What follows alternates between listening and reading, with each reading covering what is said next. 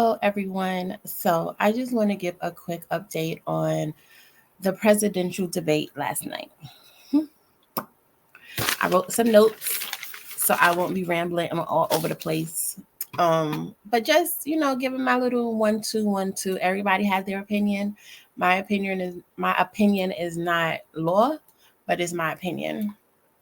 So the first thing that I was questioning is why did VP Harris have to walk up to Trump and shake his hand? Why they couldn't be in the middle like most debates when people are debating each other, they meet in the middle. And then I'm so sick of them talking about other people coming to this country. I don't want to talk about immigrants. My daughter-in-law is an immigrant, so I don't want to speak bad against that.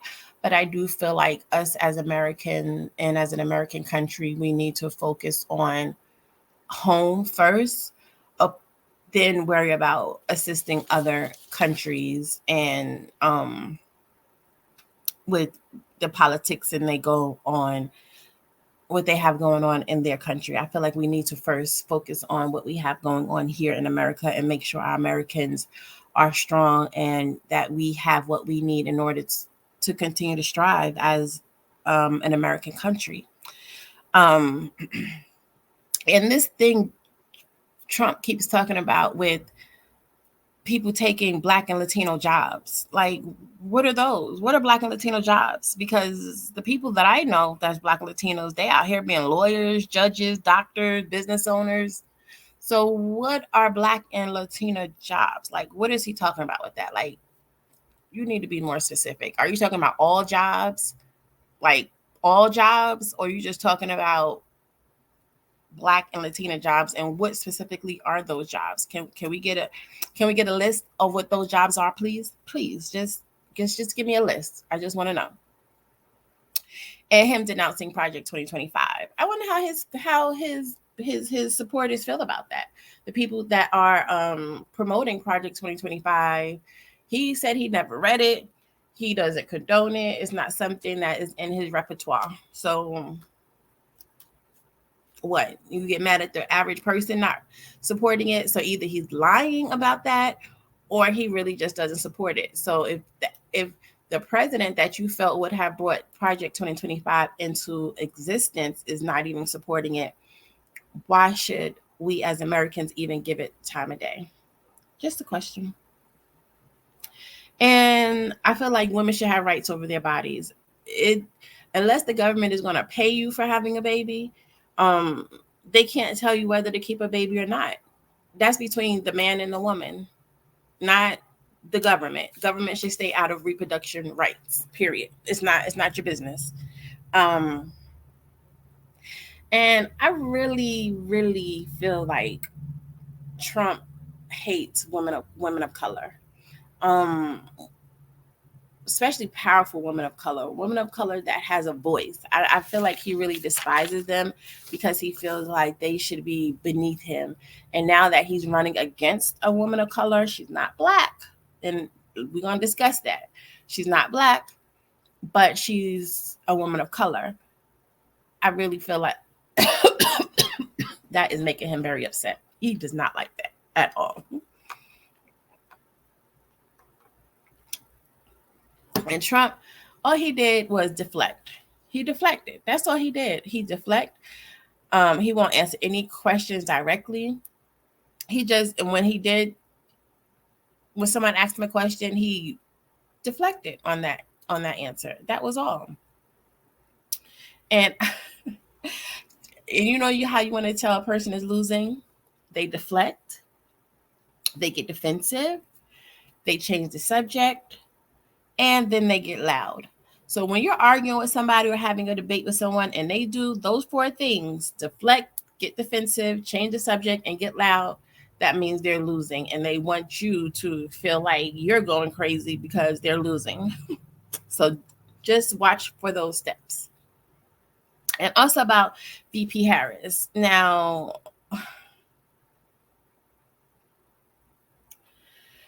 again, we need to focus on America.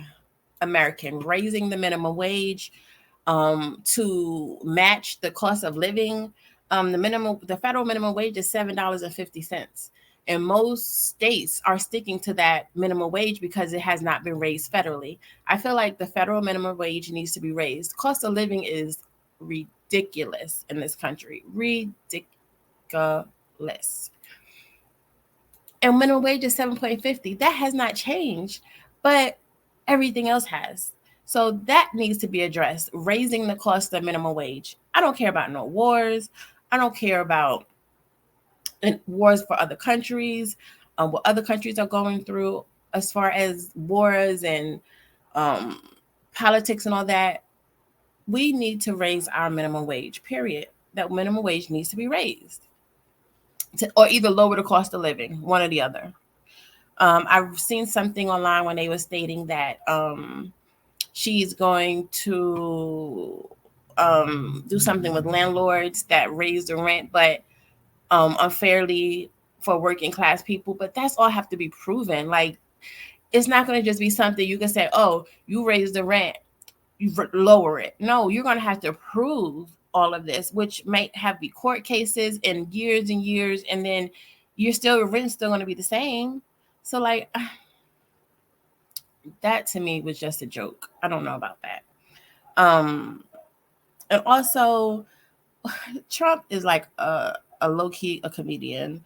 Like, he just things he was saying, like we have a president who don't even know if he's alive. Like, that was a key. I almost fell out my seat listening to that. I was like, he did not just say that. Even though we all thinking that, but he did not just say that out loud. Like, he did. But he did. But he did. And I kind of agree with him when he talks about Biden not being the best president. But what president really enact laws, changes? Like, that's the Electoral College. That is like government. And anything that the government puts in place, if your local officials don't, like, if it's not like law, and your local officials don't bring that to your state, your county,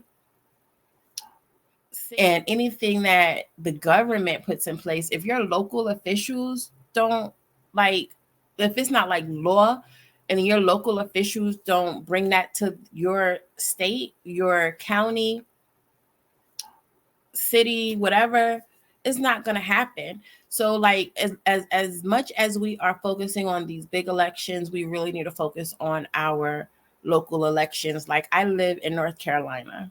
North Carolina does not give a rat's poop about their citizens, unfortunately.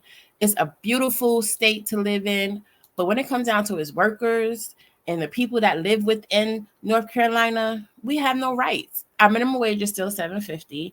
We have no job protection laws. Like, it's an at-will state. So your company can literally fire you for going into work. We have no rights over anything. And that's what we need to focus on. We need to focus on these local officials who we are having to office, who do not allow their citizens to thrive, don't give them the opportunity to thrive. That's what we really need to be concerned about. And Biden had one job for me that I wanted him to do, was to erase my student loans. I'm a single mom, and my student loans have been a default before COVID. So why couldn't my student loans be erased? Like, why am I still having to file, I can't remember what it's called, by default status or whatever, to update my income, when it should have just been written off? Obviously, I don't make enough for the little outline that you have to have a payment. My payment has been zero in default since before COVID. So those should be the first ones to have their student loans written off. That wasn't done. Like, I feel like that whole student loan thing was just a farce. Like, it was just something to pacify the American people. And the people that did get their student loans forgiven, great for them. I'm happy for you, but it wasn't us. It wasn't me. I should say it wasn't me. He just had one job, was to forgive my student loans. One job, just one job, and that couldn't even happen. And then what they're talking about the Central Park Five with Trump, yes, that was wrong of Trump to do that. I don't really remember that case. I don't want to speak too much about it, but I know that was very sad for him to put that out there. And I feel like the only way that anybody could ever live down any past mistakes that they have done is to apologize. Sometimes an apology will make a world of difference. Just apologize. You know what, guys, I was wrong in that. Um, I was being pressured by whatever to do whatever, and that's the reason why I did what I did. I was wrong. Um, and I want to thank VP Harris for not saying she was Black, but not feeling like she had to acknowledge that, because we all know she's not. And I'm happy that she did not feel the need to say, yes, I'm Black. No, because really, honestly, it doesn't matter. It doesn't matter if she's Black. Like in the great words of Michael Jackson, it doesn't matter if you're Black or white. Just do the job that we hired you to do. Period. That's it. That's all we need from you. Do the job that we will hire you to do. And whether if you're Black or white doesn't make a difference. And like she said, it doesn't matter the color. All we want is a new generation of leadership to do a great job and make America great again. Like our dollar is losing value. Our people, like half of the country is owned by China, if we really want to get into it. So like that's what we should be concerned about. Hold on one second.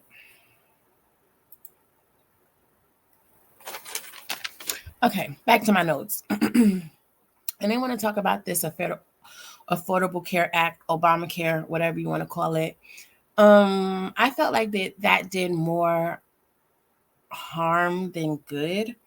As working as a medical biller and worked for an insurance company, they want to talk about pre-existing conditions. Yeah, companies allowed their companies allowed people to get on their insurance with pre-existing conditions, but one, the coverage was much higher, like they had to pay a higher premium, or sometimes, well, they did have to pay a higher premium, one, and then a lot of times they wouldn't cover that pre-existing condition until after a year of them having coverage, or they would deny certain procedures that the people would need to have based on pre-existing conditions. So that Affordable Care Act, I feel like the only good thing came out of that was making employers provide insurance for the employees. But sometimes those insurances were just as bad as like some of these private insurances that they had. I do not feel like that was good at all, but that's just my opinion.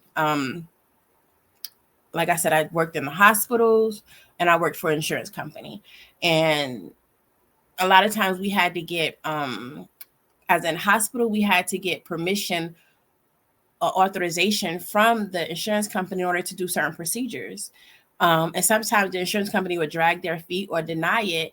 And the person's in dire need of that procedure or medication, and they're waiting for the insurance company. So I don't know how good they want to speak about that was being all good, but it wasn't as good as what is cracked as what they're trying to make it seem. It didn't help people as it should have. But you know, that's neither here or nor there. Um, yeah. And overall, I just felt like that presidential debate was just that on reality show, a scripted reality show. I don't feel like they talked about anything worth having a debate about. I feel like it was just about, let's see who could be better at making the American people love us, but not really bringing up any politics or bringing any change that they wanted to see happen in the world. So I don't know, guys. I'm still voting for VP Harris because she's what we have at this moment. But the real change is going to happen in our local communities. We need to bring about change, and until we bring about change, it is going to be what it is. We're always going to be frustrated every election year because the people that they are putting in front of us are not going to do what we need them to do. Whether if it's Trump or VP Harris, it's just not going to happen. Unfortunately, we have to make that change. But yeah, thank you guys for listening. I hope you have a wonderful day. Bye. Make sure to like, comment, and subscribe, y'all. Period. She said it.